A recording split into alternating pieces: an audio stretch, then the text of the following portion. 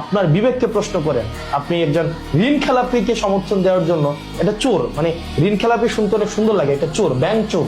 মানে যারা ব্যাংক চোর, জনগণের টাকা চুরি করে দেয়, মানে কেউ হচ্ছে একদম সরাসরি পকেট মারি করে, আবার কেউ হচ্ছে বাড়ি থেকে টাকা চুরি করে, কেউ ব্যাংক থেকে টাকা চুরি করে, হচ্ছে কি এলিট শ্রেণীর চোর। এরা হচ্ছে চোর, এদের লজ্জা হওয়া উচিত। এই চোরগুলা ব্যাংক থেকে টাকা চুরি করে করে হচ্ছে নিজের ছেলে মেয়েদেরকে এবং পরিবারকে বিলাসী জীবনযাপন করায়। ওদের লজ্জা হওয়া উচিত এই ব্যাংক চোরদেরকে।